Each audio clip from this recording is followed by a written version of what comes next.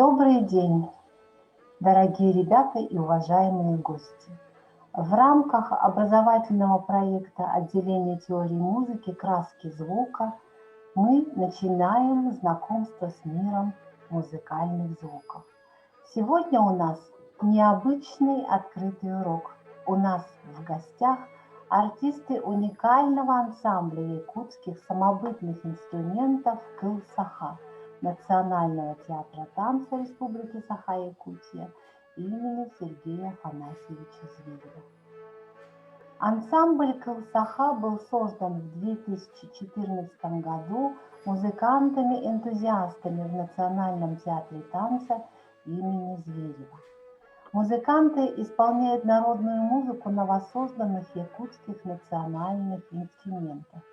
В их исполнении можно услышать характерные особенности звучания якутского музыкального фольклора, кылыгах, песенные стили джереки и дыгырен.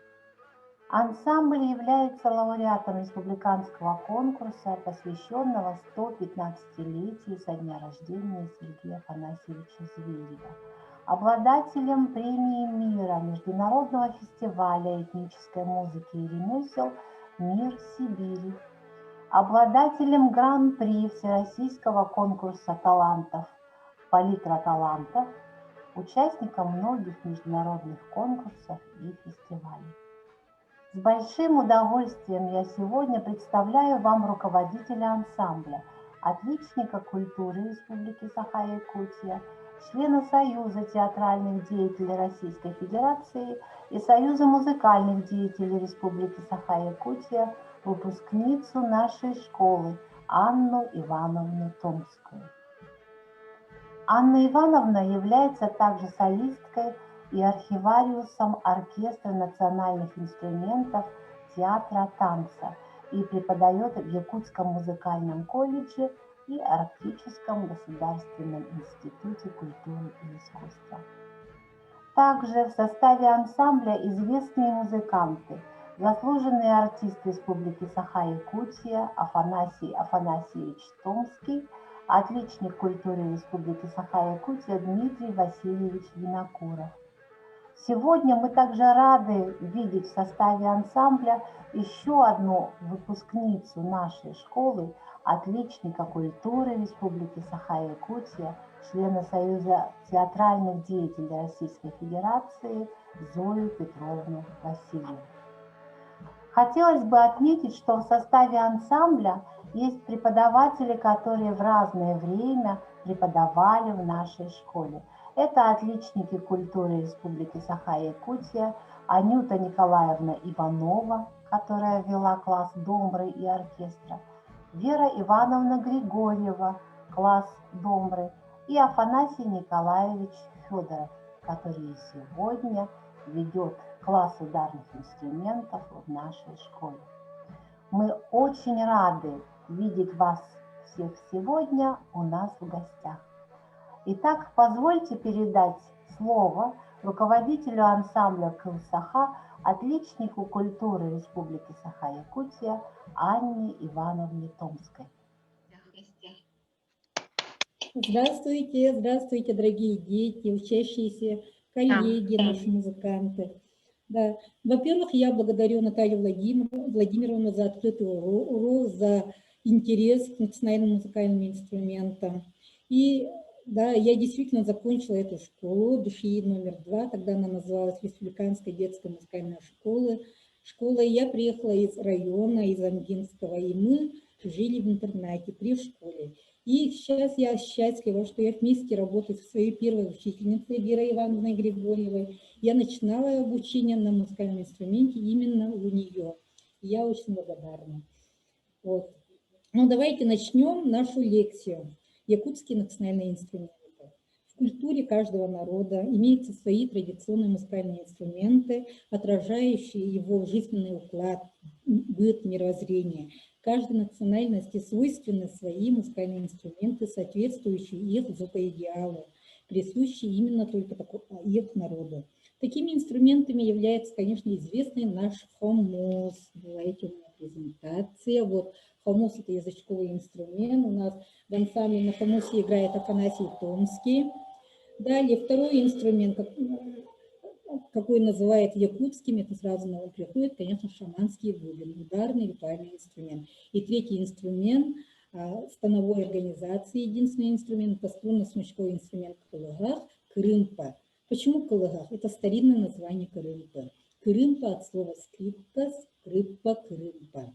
А кылыгах — это истинно якутское кылыгаганомер. Кыл — это конский волос, гах — это извлечь, удалять там звук. Да? Вот. В изучении инструментария, конечно, значительное место в развитии, как и музыкальной деятельности Якутии в целом, занимает многогранная деятельность нашего композитора, основоположника музыкального профессионального искусства Марка Николаевича Ушакова. В результате многогранных этнографических исследований, основываясь на устных рассказах знатоков старины, он собрал и дал описание 14 видов инструментов. К ним относятся, вот я, язычково-шипковый — это якутский хомус варган, эвенкийский и эвенский хомус. Они чем отличаются от якутского? Материалом. Сделаны они или из кости, или из дерева. Далее идут духовые: свирель или флейта, якутская самодельная дудка из тайника, ветряная сирена для сбора скота в случаях тревоги. То есть это вот бытовой инструмент, да? Ударные. Якутские бубны, о которых я уже говорила, кюпсюры различных вариантов, чардат, лелюкэ, которые сейчас у нас используются и на сцене. Кюпсюры, поколотки с металлическими струнами, побрякушками, которые нашли в церкви Амгенского района. Ну, это, наверное, уже как бы привезли русские, да, вот эти инструменты. Дороган, дюмюр, тел, дураник, резонирующий ветряной бубен. Это, ну, тоже вот такой бытовой инструмент. Табыки различных вариантов — это вот обрядовый ритуальный инструмент. Ирет, джага тоже сейчас используется. Шоркунцевые инструменты — это у нас, значит, инструменты, шоркунцевый называется инструмент, который вот на одежде у шамана. И 13 — это шипково-струнно-ударный маковский струнный дюмюр, и 14 — якутская самодельная скрипка кырылка. Вот такие 14 инструментов Марк Ушаков нашел, и пути дальнейшего развития якутского музыкального инструментария он видел в деконструкции самобытных якутских инструментов и создании национального оркестра. Идея создания начала притворяться в жизнь оркестра в начале 60-х. В 1961 году в Якутске была проведена выставка, где были представлены инструменты, изготовленные якутскими мастерами. Они привезли различные инструменты, в том числе крынку со струнами из конских волос, из жил. Но в 1962 году, что появился звучащий оркестр, по чертежам московского конструктора Шушина на экспериментальной мастерской города Москвы были изготовлены 4 комплекта оркестра якутских народных инструментов. В них входили и струнно-смычковые, это кырынка, струнно-щипковые танциры кылыгахи, они тогда назывались по-другому, да, и ударно-шумовые инструменты. Щипковые инструменты танциры кылыгах были изготовлены по образцу конструкции русской народной домры. И балалайки имели разновидности, так же, как и в Русском народном оркестре, прима, альт, бас. В 1963 году в Якутске появился, зазвучал первый якутский оркестр в стенах музыкального училища. Его состав, как и другие оркестры России, был введен в баян. В 1967 году заказали теперь инструменты бурятскому мастеру Дугарову. Он использовал материал Жаркова, отдельные экземпляры существующих якутских инструментов. Но шушинские дугаровские комплекты не получили широкого распространения и одобрения у местного населения в связи с недостаточной национальной специфичностью звучания. Но в целом в развитии якутского инструментария они сыграли огромную роль и положительно доказав возможность создания якутского оркестра. О причине непризнания этих инструментов высказал в своем докладе на съезде композиторов наш композитор Николай Савельевич Берестов. Кстати, жена его тоже работала в нашей школе долгие годы, и первые уроки по сольфеджио как раз у меня вел Николай Савельевич Берестов. Так вот, Берестов говорил, что инструменты Шушина и московских мастеров имели хорошие характеристики: строй, внешний вид, разнообразие, смычковые, щипковые, ударные, но несмотря на все достоинства, в нем не было главного – самобытности, национального своеобразия. Звучание дугаровских бурятского мастера, да, инструментов не отличались достаточным своеобразием и самобытностью. Опыт заказов инструментов мастерам, живущих вдали от Якутии, подсказал искать своих мастеров, свой материал, разрабатывать различные модификации здесь, на месте. Этот путь самый сложный, самый верный, хотя и самый трудный. Да, с начала 70-х годов в республике появились свои мастера, ну, хотя и они и раньше были, но уже их более организованно стали с ними работать. Появились мастерские, это Вилюйский, Бердикистяхи, оркестр Верхневилюйский, Бердикистяхи, да, и, конечно, оркестр якутских инструментов под руководством Николая Ивановича Кисленко в Якутском музыкальном училище.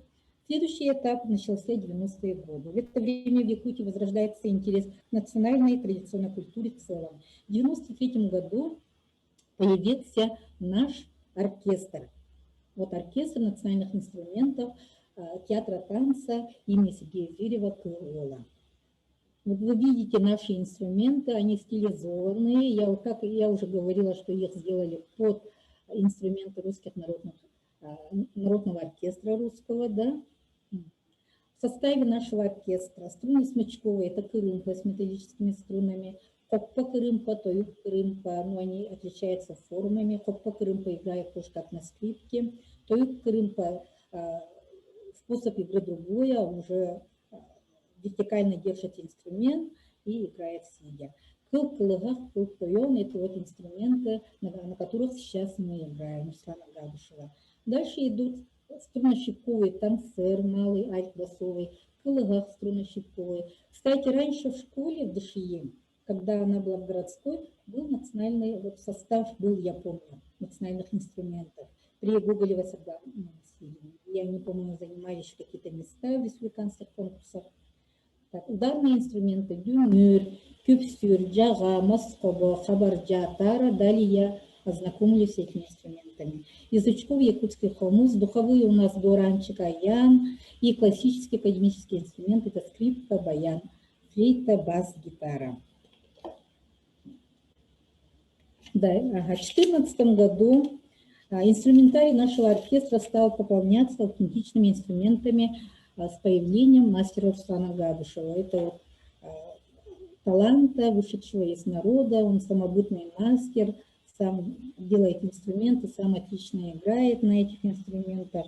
Да. Инструменты мастера этого дали большой толчок в развитии всего инструментария якутского в целом. В республике возрождается изготовление и исполнительство самобытного якутского струнно-смычкового инструмента со струнами из конских волос, то есть истинно якутского. Ведь раньше, вот, если даже так подумать, да, у нас металлических ведь струн не было. Хотя у нас, конечно, мастера из железа вот многое делали, но до сих пор у нас нет способа делать вот какой-то именно струн из металлических. И если даже так подумать, значит, у нас струны были из конских волос или из шеи, да. И вот в 2014 году появляется наш ансамбль при оркестре Кулсаха, да. Ну, наверное, сейчас для вас сыграем, вы послушаете наше звучание. Как слышно нас? Нормально. Ага, хорошо. Так, мы сейчас для вас исполним произведение якутского композитора Василия Зырянова из спектакля «Гортос». И потом далее я еще ознакомлюсь с нашими инструментами.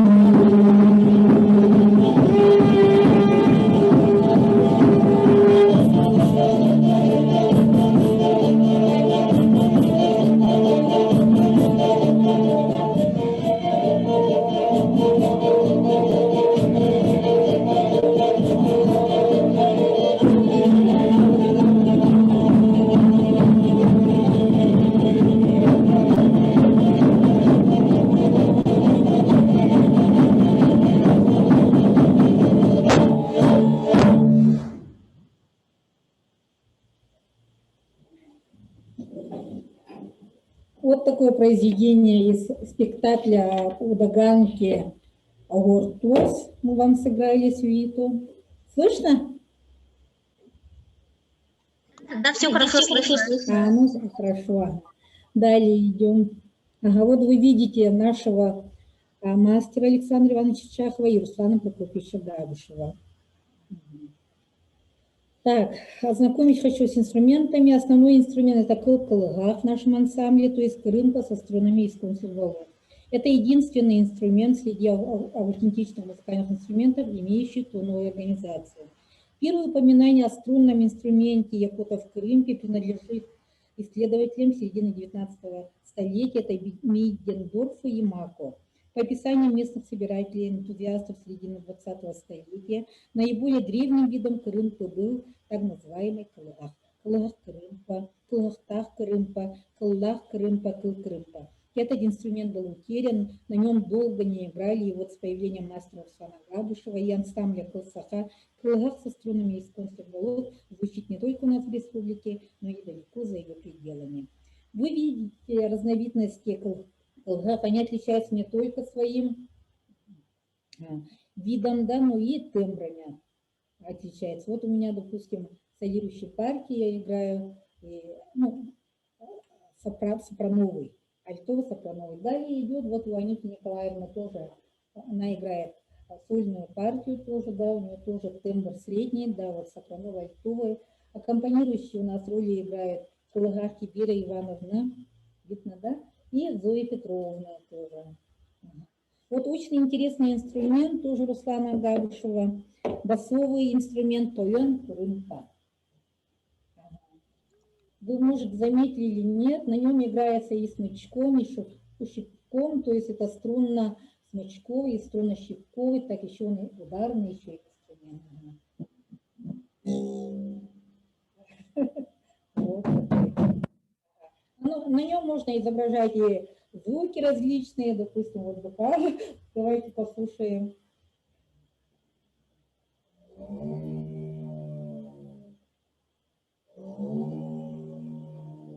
Вот такой инструмент интересный, да. Ну, как во всех оркестрах, ансамблях обязательно должна быть фундамент такой басовый. Вот такую роль у нас играет Тоен Крымпа. Из духовых аян, это у нас подражательный духовой инструмент, название которого происходит от слова ая-атыр, горланит, ревет. Из него путем втягивания в себя воздуха извлекаются звуки обертонного ряда, имитирующие крик животного. Да, вот, наверное, у нашего народа редко вот есть такие инструменты у других, которые именно втягиваются в воздух. Обычно, как у нас духовые, выдувается, а тут втягивается воздух. Так, и хомус, он уже, ну, давайте сейчас хомус покажем. Ударные инструменты на ударных играет у нас Афанасий Николаевич, ваш преподаватель. И вот у него сейчас кюпсюр. Кюпсюр – это сделан из выдолбленного дерева, обтянутый с обоих концов кожи, ударяет по ним кожаной колотушкой. Кюпсюр имеет разные размеры, от чего зависит высота звука. Джава у нас есть, вот такой есть, да. Есть северный вариант еще джава. Ударно-шумовой, да, вот нанизаны побрякушки, бабки, да, трескучий звук от ударов друг от друга деревянных бабок, и поверхность погремушки издается путем стряхивания инструмента. Хобо, у нас хобо. Аналог деревянной коробочки. Хабарджа есть. Вот хабарджа, тоже разновидности хабарджа. Своеобразный аналог маракаса. Это полый деревянный короб с находящимся внутри круглыми шариками. Звук извлекается ребром ладони или покачивая в разные стороны. Вот вкратце о наших инструментах информация такая. Если есть вопросы, мы ответим. И тоже вам сейчас подарим на свою композицию.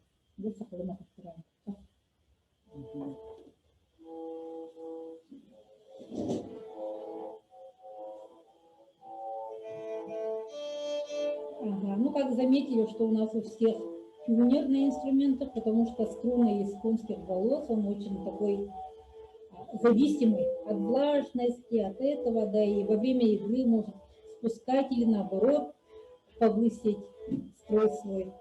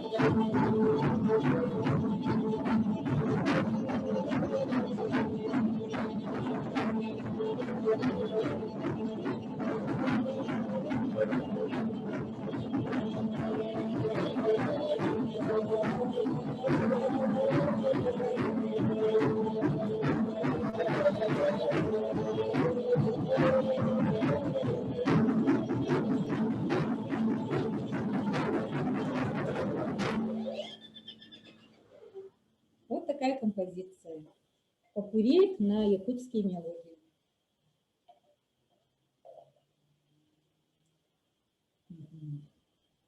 Все у меня по лекции, по якутским инструментам, ну, то, что я планировала.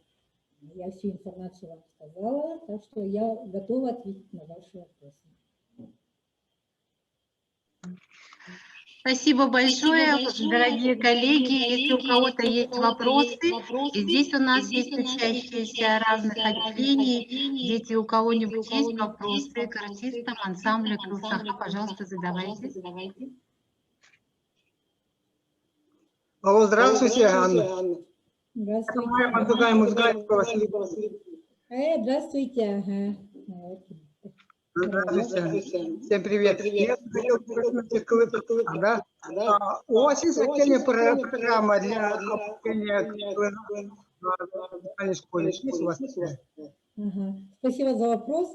Да, вот действительно я сегодня отдала в печать мою школу авторскую, нашу школу, которую обрабатывали мы уже с первых лет основания. Мы работаем с желающими, проводим мастер-классы.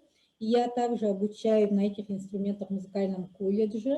С 2016 года и до прошлого года я преподавала в Арктическом институте. То есть мы на основе этих педагогических преподавательской работы я сделала авторскую школу, которая подходит и для тех, кто знаком с музыкальной грамотой, и для тех, кто не знает музыкальной грамоты. То есть мы с адаптацией такой сделали школу, и первая часть этой школы выйдет в марте, сборник выйдет наш.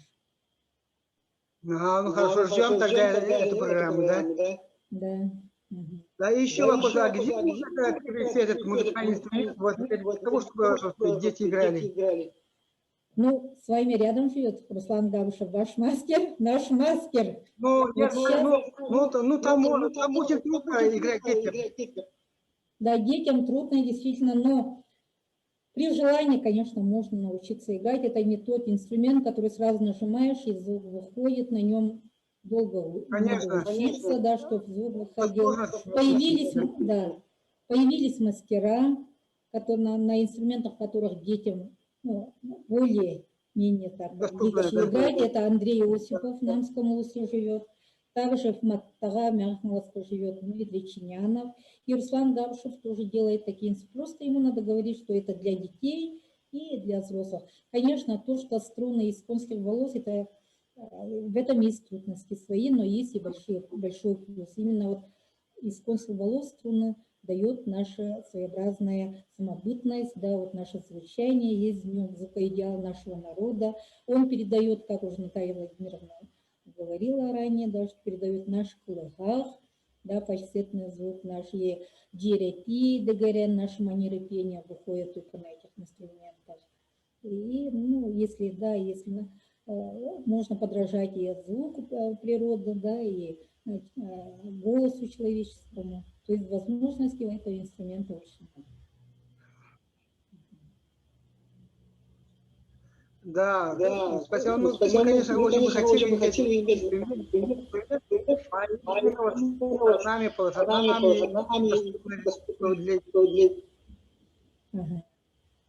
мы вот в воскресенье как раз приезжаем к вам. Подходите, поговорим. Будем. Хорошо, спасибо. Спасибо. Да, я еще хочу сказать, что мы все по образованию, ну, наверное, уже поняли, да, потому что все в музыкальных школах работаем, учимся. Я домбристка, да, Анюта Николаевна тоже, Вера Ивановна домбристка, Зоя Петровна домбристка, Афанасий Афанасьевич Томский, Дмитрий, они баянисты. И Афанасий Николаевич, он вообще-то домбрист, и потом уже стал ударником. То есть у нас у всех академическое музыкальное образование, и мы пришли к тому, что мы должны, если не мы, то кто будет развивать наш национальный инструмент. И вот мы с этой целью, чтобы инструмент наш звучал, чтобы о нем говорили, что у народа есть, Саха есть свой инструмент, мы стали заниматься на этом инструменте и пропагандируем, популяризируем наши национальные инструменты. Слово для приветствия предоставляется директору детской школы искусств номер 2 Сергею Иннокентьевичу Лебедеву. Добрый день, дорогие друзья, уважаемые коллеги, меня слышно, да? Слышно, слышим. Да, отлично. Очень хорошо. Да, я сегодня приветствую вот ансамбль национальных инструментов, да, Кылсаха Национального театра танца имени Зверева, Крылова, да. И хочется сказать, что мы очень благодарны, на самом деле, что вы поддержали вот такой почин наших преподавателей, да. И вот он начался именно с знакомства наших учащихся с якутскими национальными инструментами. Это удивительно. Вот примите, пожалуйста, нашу огромную благодарность. И вот, пользуясь случаем, конечно, мы хотим вам вручить вот такие благодарственные письма, которые мы вам обязательно передадим. Я первую вот зачитаю, а остальные уже вот я по имени представлю. Значит, первое благодарственное письмо вручается Анне Ивановне. Да, администрация отделения теории истории музыки детской школы искусств выражает искреннюю признательность вам и коллективу ансамбля Кылсаха Национального театра танца за активное участие в лекции-концерте для учащихся нашей школы на тему якутские национальные инструменты. Да? Вот. Мы гордимся вашими творческими успехами и от всей души желаем вам новых профессиональных достижений, интересных замыслов и их воплощений, здоровья и благополучия вам. Благодарим вас за отзывчивость, высокий профессионализм, за ваш кропотливый труд и сохранение традиционного музыкального искусства народа Саха. Надеемся на продолжение и плодотворное сотрудничество. Вот такими же благодарственными письма вручаются, да, сегодня это Дмитрию Васильевичу, Анюте Николаевне, Вере Ивановне, Зое Петровне, всем участникам огромное спасибо. Афанасию Афанасьевичу, Афанасию Николаевичу, тоже нашему, между прочим, сотруднику Афанасий Николаевич, да, у нас преподает класс ударных инструментов. И Александру Ивановичу, да, это директору театра танца, Национального театра танца. Всем еще раз огромное спасибо. До новых встреч и надеемся на дальнейшее сотрудничество. Всего доброго. Дорогие наши гости, позвольте выразить вам нашу большую благодарность за прекрасную лекцию и концерт, за ваше мастерство и кропотливый труд по сохранению и развитию якутской национальной музыки. Желаем вам от всей души творческих успехов и новых свершений, а также надеемся на дальнейшее сотрудничество. Спасибо всем большое за внимание. До новых встреч!